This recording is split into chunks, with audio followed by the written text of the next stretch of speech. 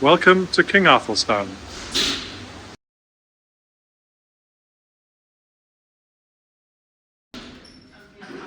So introduce us to King Athelstan, Richard. Well, he's upside down and looks a bit distressed at the moment because the clay model is a sacrificial part of the process. Ordinarily, we do the clay model and just take measurements directly from that to work in. But as we've had an issue with the stone, and the clay model won't survive, it will shrink and crack and fall to pieces on there, making a plaster reproduction of it. So hence all of this complicated mold making paraphernalia, which is half on, half off. So I'm in the process of reassembling the mould, which I can then fill with plaster to do a plaster reproduction of the clay. So I didn't realise why you would need to make a plaster cast of it, but now I understand. Obviously, as it dries out the clay.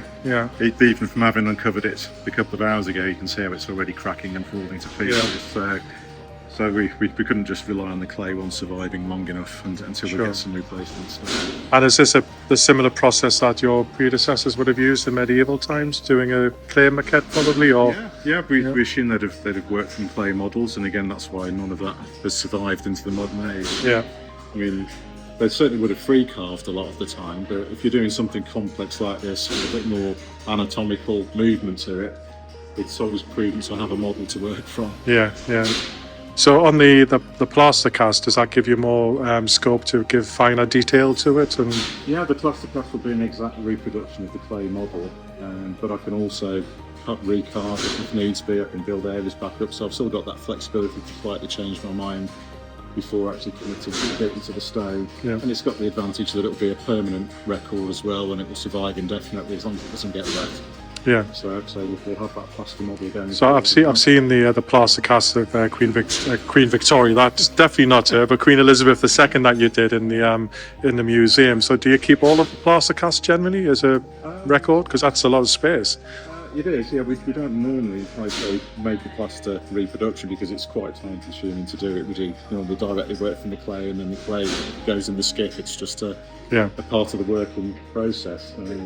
But in this case, it would be definitely nice to have that permanent copy. And in theory, with the mould, it would be possible to reproduce it again in plaster. By doing the process, the casting process again. So after you've created the plaster cast and put any finer detail you want, what's the transition from the plaster cast to stone?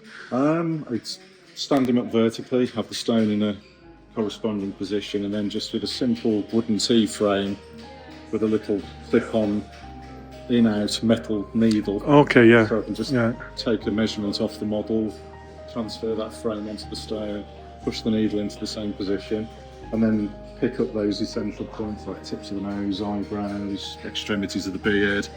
And then once you've got all of those main points in accurately copied from the model, then it's essentially a massive dot to dot after that, and you can free carve in between those points. You make it sound very easy. I'm sure it's not. It's not, no.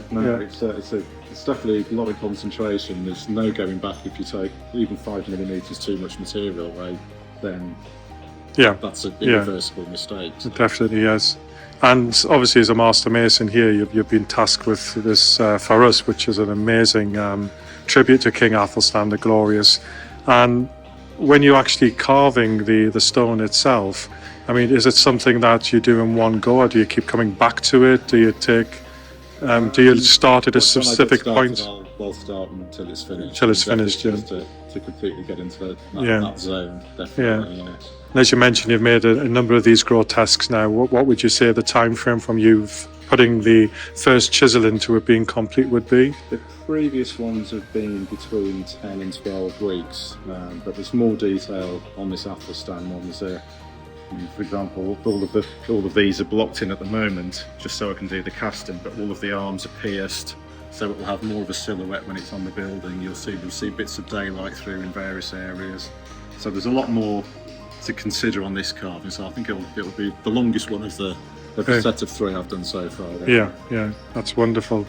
But in existence, we believe actual statues or carvings of King Athelstan in the United Kingdom. We have the one at Beverley, Minster. We have the one at Ripon, and also the statue of him as a small child with Athelflaed is the Queen of Mercia, and that's it that we know of. Yeah, I've tried to reference.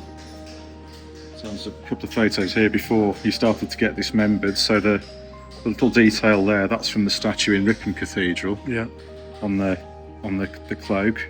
The crown is based on the corbel carving in Beverley Minster with the leaves and the acorns. So I've used that as a reference point there, and then taken a seal from a little bit earlier in history from the time of Offa, just on the charter there. So I tried to pick up some details from those previous. Yeah.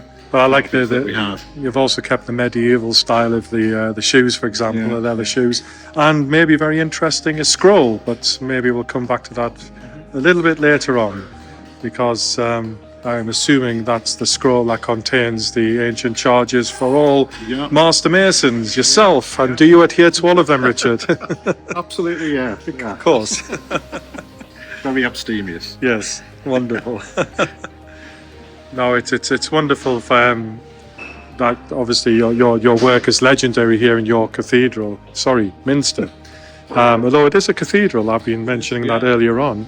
And of course, for us, the honour that you have is the Chief Master Mason here to bring our idea of Athelstan with your vision to life is just astounding. And on behalf of the Masonic Order of Athelstan and the Masonic Order of Alfred the Great, the ancient order, we thank you very much for the work you're doing for us, and I'm looking forward to the day when we can join each other on the pinnacle again and see Athelstan glorious in his place looking down on York. Thank you, and thank you to all the members. I mean, as a maker, this is the kind of work that very rarely comes up in a working career, so this is, I'm hugely excited and really looking forward to getting stuck into the piece of stone.